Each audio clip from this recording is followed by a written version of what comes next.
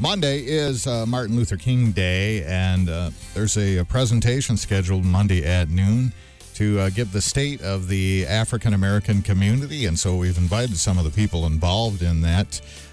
Lester Johnson is with us from the Battle Creek Urban League. Lester, good morning. Thanks for coming in. Good morning. Thank you. Very nice to meet you. Also from the Urban League, Kyra Wallace is here. Hi, good morning. Good morning. And J.R. Reynolds is also with us this morning. Morning, how's it going? Good, good. And I see you have your daughter Aurora with us. I do. This is an exciting opportunity for her to see the radio station. Well, kind good. of a field trip.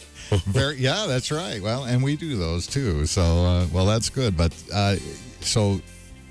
what a great title, the State of the African American Community.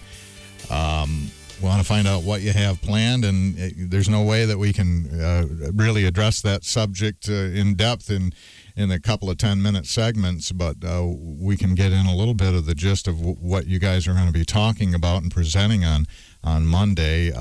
Who all is going to be involved in this, Lester? Yes, sir. So we have several presenters participating from the community. JR here, of course, Kyra, our president and CEO of the Urban League. We also have Ron Davis, Joanne Cribbs, as well as Pastor Christopher McCoy and the president of the NAACP, Kerry Whitfield. And we should tell people where it's going to be. Missionary Baptist Church. Which is located where? Second Missionary Baptist Church is located on Washington Avenue in Battle Creek, near the corner of Washington and Goodell. Okay, and we'll remind people about that between now and noon on Monday.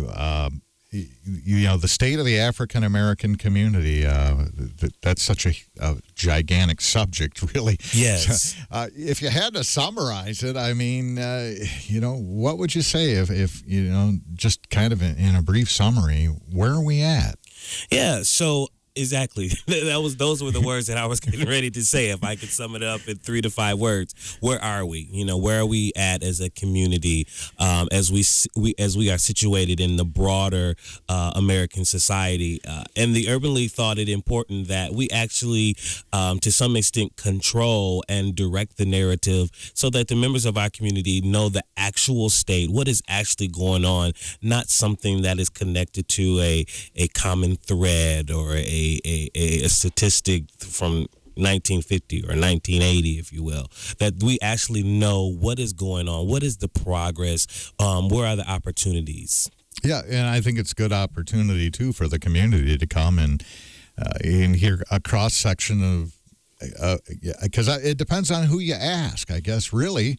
And there are a lot of different facets of the community that we could ask that question of, but this is going to give us a chance to really hear from a nice cross-section of the African-American community. Indeed. Where are we at? Exactly. Yes, sir. Yeah. And I don't know. We're always comparing.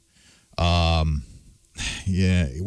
comparing on a timeline quite often. Well, it's a lot better than it was in 1860 or 1960 or 1980.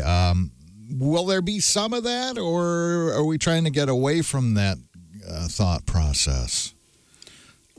So we're going to do a little bit of retrospective stuff because you got to know where you're coming from in order to know where you're going. I think the bigger picture, though, is that the mainstream community, and I talk about the white community as well as the brown community and the black community in general, the way they get their information typically is through mass media. So like you guys, TV, cable too, but sometimes what happens, especially with television, is they like to sensationalize and talk about the things that get the person to really want to view their show, and so with that comes the dramatic sorts of things that happen. And unfortunately, in our society, what the dramatic stuff is tends to slant towards the things that are wrong, the negative things that are happening. So what we're going to do is present another narrative that's going on in the community that talks about all the really great stuff. I think that there's people out there that want to hear what's good about the community, what's happening, what's positive. And I'll let Kyra talk a little bit about the rich resources, that the African American community has. Great.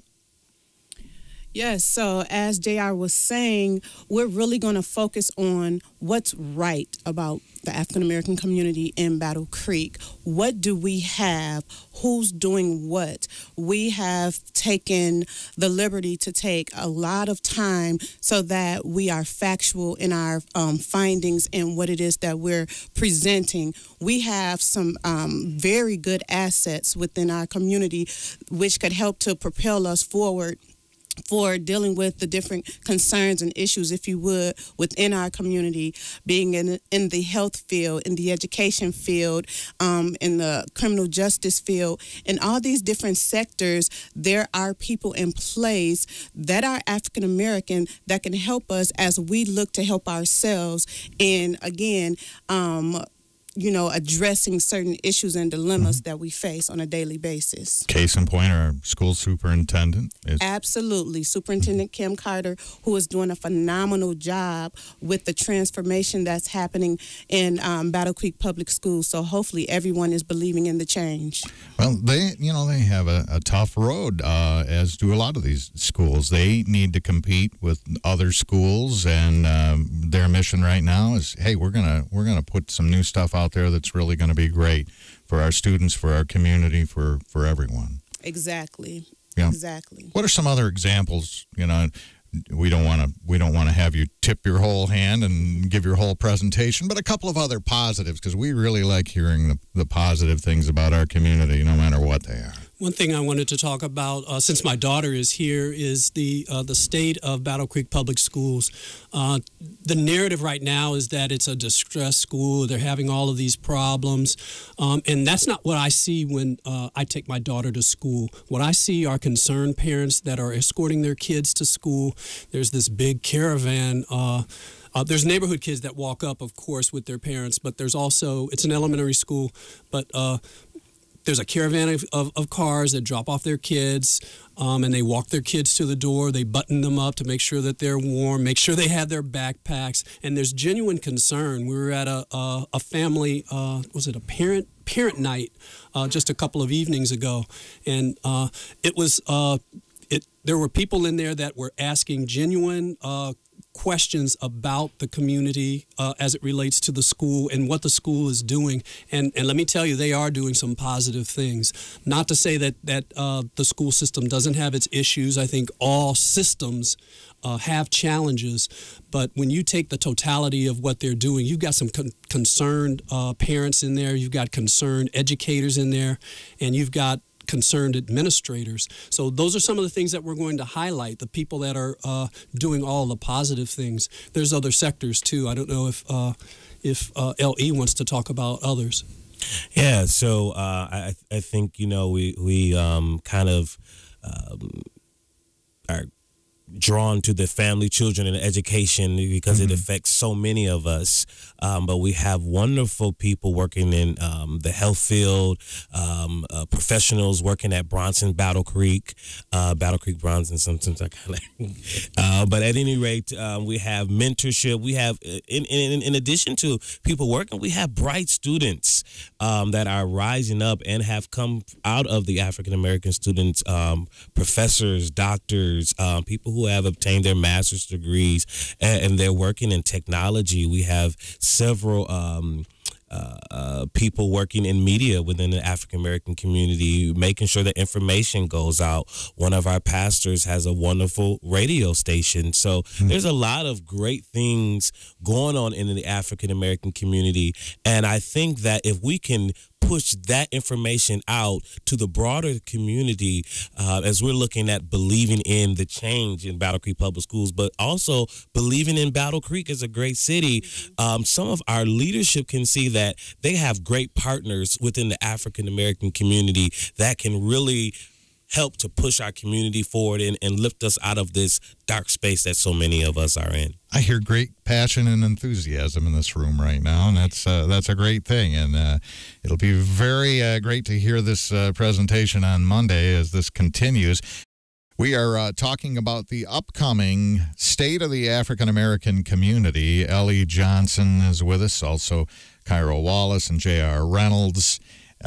JR, you mentioned, that the news likes to sensationalize and grab on stuff that's going to create a buzz and create viewership or readership or whatever. And, I couldn't agree more. And it seems like all of this stuff just serves to separate us more into individual groups instead of uniting us. And what I hear you guys saying is let's focus on similarities instead of differences for a little bit here. Am I right? Yeah, that for sure. Take jobs, for instance. There are a lot of small business owners in Battle Creek who are African American, and they're doing things for the community in a scaled way that serves the community, but are just not on the radar of the larger, the greater community. Mm-hmm. And so that's kind of a challenge because the businesses are out there. Like, for instance, where I go to get my haircut, Tommy's, it's a bustling business there. Folks are coming in and out to the point where he's had to shift his business model in order to accommodate the capacity of the clientele that he has. But it happens in a lot of different sectors. Like, for instance, daycare. There are daycare centers in the community. They're very small, but they are serving their neighborhoods. You have... for instance, other sorts of businesses out there. I don't know if somebody wants to jump in and talk about them. Yeah, you have several restaurants, if you will. We have downtown. We have Raffinet's. We have several caterers. We have retailers, if you will, small people who sell jewelry, clothing items. We have artists. Just the list goes on. It's taken a while for that to take hold. I mean, it seems to be finally starting to grow. Back in the 40s and 50s, there was quite an African-American business community here that kind of served what was called the bottoms, where a lot of African-American families actually owned their own homes. And then when it was decided that those homes would be torn down, they kind of migrated into another part of town, and it was more rental units. And the businesses kind of went away with that unfortunate development. But I see it coming back now. Do you see more home ownership as well? I don't have statistics on home ownership, but I just wanted to return to the bottoms. They got torn down because of that flood in, was it 47 or 45? It flooded frequently, and finally somebody said, these people are always getting flooded out. The truth is the affluent people of town were moving out to Gogwak Lake and had these big giant homes on the north end that they turned into apartments. Yeah, and you're right. And so one of the challenges was that the homeowners lost their equity in the bottoms because they were moved into opportunities for rentals. Mm-hmm. And so that sort of affected the community. So home ownership did suffer as a result of that. And we're still trying to get, out of that.